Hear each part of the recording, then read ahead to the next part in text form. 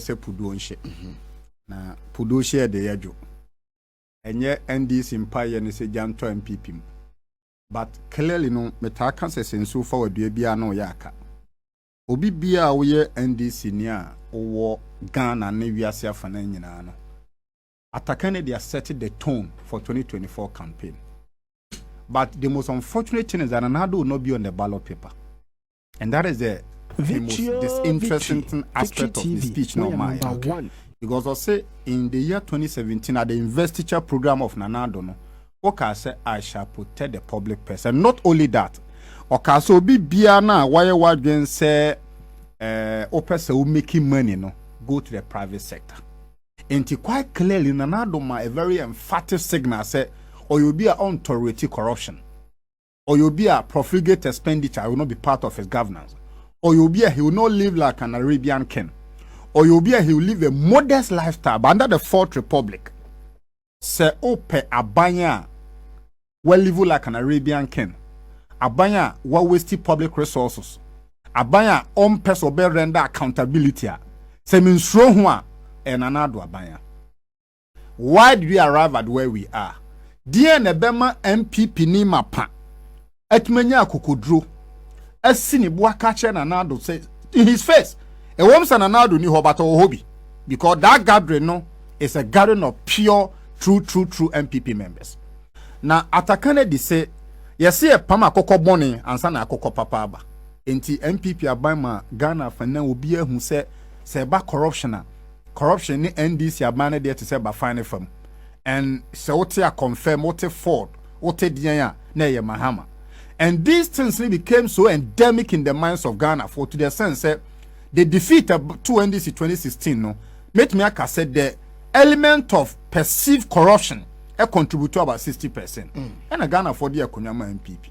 Now MPP by Nana Addo be clearing agents. And I can tell you so for the 3rd January report alone.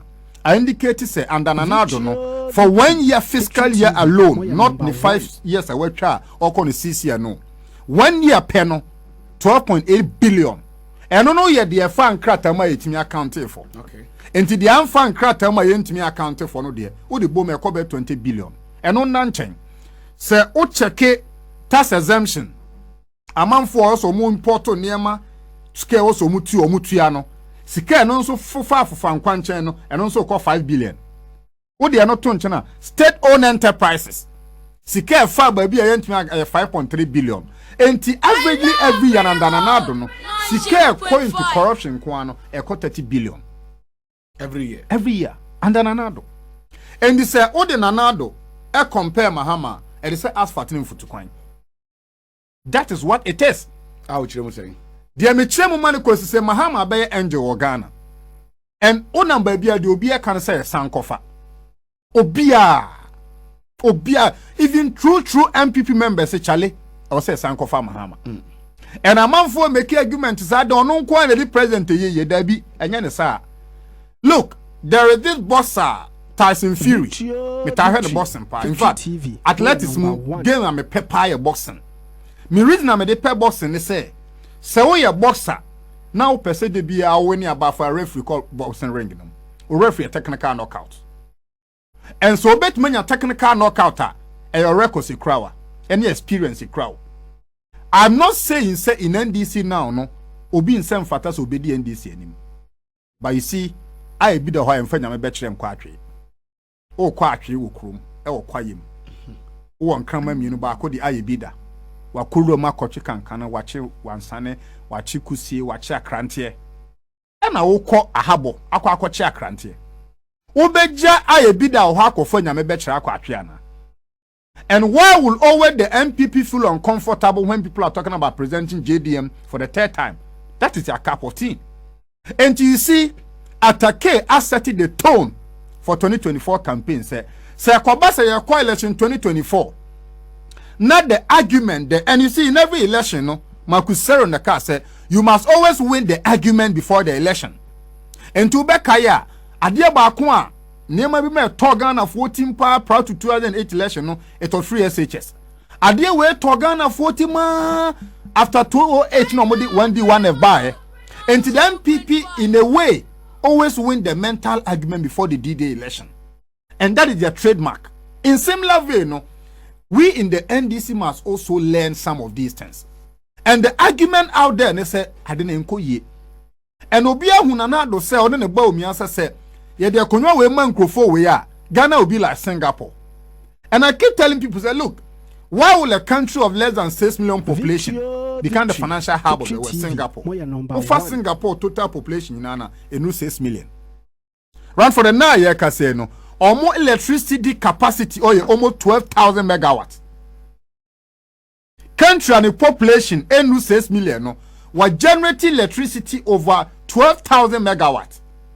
Ghana in population cover 30-40 million, no, your capacity in 6,000. It's about leadership.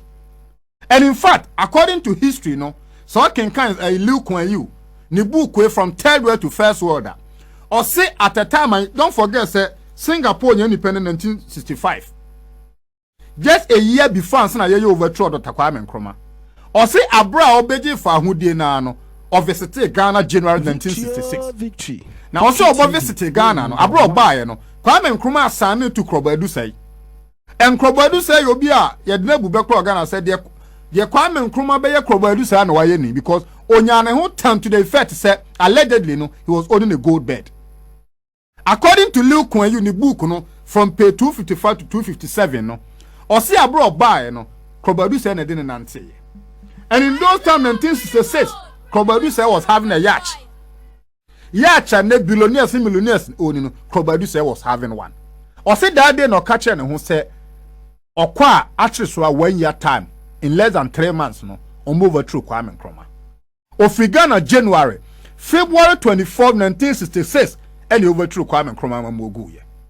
Which I will say leadership na Ukraine pan and any pay but the caveat Ghana and then say insurgency will be unsupported. And I respect the words of Margaret Thatcher say the worst form of democracy is the best for military governance. Democracy is attitude upon some enya krano and the military governance Thomas Jefferson as some can also stand by say the government to elect is the government to deserve. Ghana for quarter about 2016-2020. And not the moment so many will be protected public purse or by ye. But then there abane ton wie mu ni fomu nsase achimota abane ton aviation land abane ton atomic lands abane ton ade bia na se fata se nchima benya bi no abane we ton. And so as at 2020 yes. Singapore population right 5.7 million yeah. And it is below 6 million yes so the fans and the 6 million so 6 million you know electricity generation capacity no in excess of 12,000. Ghana, you got 40 million population. Well, I'm 35 million. Yes, 30.8. Your capacity, the air generator roof. Send a gem the buy your timber 3,000 can you know 6,000 crown. So you see, for me, 2024 Bano, at a Canada, they settled the argument. Am I? Look, and you break the 8, break the 7. No. The 2024 election should be contested on corruption and protecting the public purse. And one no. And one people's manifesto near the adio. You see, the campaign should be run straight and it should be NDC versus MPP. And Konkoye, Nana Addo ne Baumia, na Bakwa Kesa Nana Addo ko. Look, Kokoba de deba ya krobo forma. Kokoba de deba, omo ya krobo forma. And in the 2024 election, no, atakane they are try the benchmark for campaigning. And the yaba campaign is so ya fire ko MPA. And the MP and under NDC time DNC wo MPP DNC ni a forestry commission. Sane was a campaign you running no. Say kwaye hu say na yen konkoye manifesto job MPP best na bubu kata. Obedi true because there are them. Nti no kre no mpie da. And for me this audio no ni video no me sure say NDC leadership be save for that. The 2024 campaign the benchmark is that it has to be fought on corruption and protecting the public purse. And Tiahano, Edru Wani Ebisa said, JM under 4 years no, or charter private plane saying, or Jerry Wiemu saying, as against Nana Addo in 8 years. Edru Wani Yaba, Busian Sena JM boy, didn't know Timidi ye, and Kwan Koyena, one of the policy buff health agriculture, it is needless. Because evidence be prove what they say. JM can do better than on any day. And they themselves, they know. And the platform, you see, be say, Adentina, me no babe bobo. Me wa house or kotoko. After ye see park, so I will say there be goalkeeper, we want to son and Michelle. What has my goalkeeper got to do with your ability? Why must the MPP be so interested in who become the flag bearer of the NDC? Nobody's against Dr. Kwabnado for. He's a fine gentleman. In fact, Same Papa Nan Kamepe. Because having been a finance minister governor before is a no joking position. Yeah. In fact, or one of the astute businessmen in this country. Forever I respect him. But you see, the argument we are making is that Seoka Saudi in the Fafufro share MPP on whose record? CSC about fighting on corruption and protecting the public purse. When I be bida? When a buyer or presidency, none staff and ye too much. Mahama. When a buyer Coco Rose or Mahama. When a buyer one Casa agenda 111 so see one hospital, Mahama. When a buyer one need for aviation and so see Temnatre, Mahama. These records speak for themselves. And for me, I keep telling people, say, why democracy is good for competition, we must let a sense of agency guide us. And Atta Kennedy has set the tone for the 2024 campaign. So we end this in now our branch, our zone, our warder, a simplicity. Would you wouldn't shade and another buy no excavated to you? And he said, MPP ni catch us a woyomia and how for PDS man. A simple. Woyom is 51 million, but PDS was over a little over 2.something billion. And chance now bet many PDS sikano. Ajo can't Woyom is kano makuma kubesa 24 boom. This is the reason. And adie biana NDC ya na yesi yenye no. Sa NDC yen once na MPP yen once ampobri. There is nowhere they come near. Once ampobri. Run for what you say. And it's a we NDC no catch us a forder. And how Nana Addo Again. Clearly no atakane dia boaye wamo admana ye mre. Eti yen compare A comparison of protecting public purse and fight against corruption. Chairman Mampani Bako under him na penso or prosecutor on one na pointy. Mahama. Can I go for do same? Abu Gapeli. One of my prosecutor no. Mahama. Jida. Why he currently?